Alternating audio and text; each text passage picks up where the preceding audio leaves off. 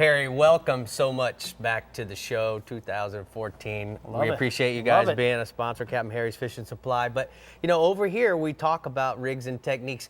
The thing that I'm so excited about tonight is certainly you're doing something, talking about something that not a lot of guys do. I do a lot of trolling, Rick. I use, obviously, I've got the shallow running Rapala. Right. This is an 18 mag.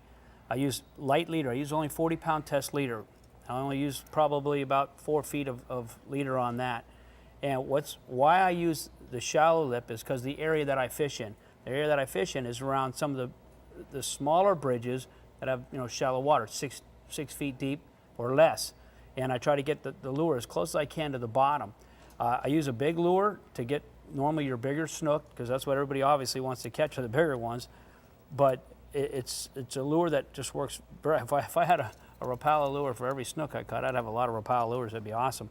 But what you want to do with this particular thing, and there's a lot of tricks on trolling these plugs, is you want to fish like the water's coming into the bridge. Right. You want to fish on the incoming side. So when you're trolling down the length of that bridge, right, you want that plug getting as close as you can to that bridge. There's actually a shadow line at night when you're fishing at nighttime, and there's a shadow line. You want to try to get it right on that shadow line. And those snook, tarpon are just sitting there ready to ambush. Right when it gets into that dark, you'll watch them, they'll come up and just blast that baby. And then once you do that, then you're going to need to pull the boat out away from the bridge so you can continue hopefully fighting the fish where he doesn't run you in there. Now normally you should, when you're trolling bridges and stuff like that, you're going to want to use heavier line to kind of horse the fish out away from the bridge because they'll take you in. The metal lip, what's great about the metal lips is like fishing government cut or any of your big cut areas where you're going to be wanting. It's a much deeper lure, and you're going to be trolling those ledges where those snook, you know, they love current. They're going to be there. They're waiting for the ambush. And this particular guy here in the deeper waters works phenomenal for in the deeper waters. All right, the thing that I really am hearing here that I really like is that it might not necessarily just be for the guy that fishes out of the boat. What about the guy that wants to fish off the bridges himself? He can, you can definitely downsize on these guys here, which I've done that many times. A lot of times I'll go ahead and take your surface poppers and throw something like this. Again, it's nighttime and you have a light shining down, so I like using the darker colors.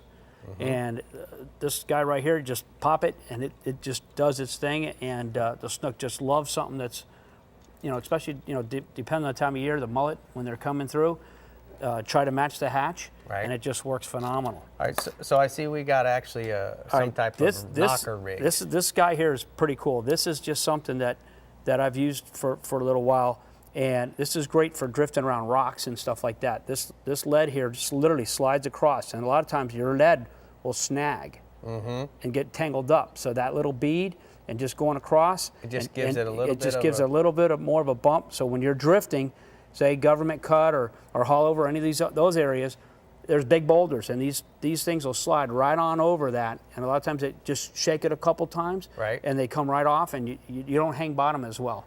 And then of course you got to use a good BMC or a circle hook, right, and we're using mostly pilchards because that's one bait that they just love to inhale. If not a pilchard, we'll use a big shrimp, and we try to get the hand-picked shrimp, try to get those big guys, so that way after if you don't fish them slow, you can take them home and eat them. Welcome back to the show. Nicely done. Now here over at the Jägermeister Hummingbird Workbench. I'm going to keep hitting some of that spice over there. I need to take it with me? I think you might have to.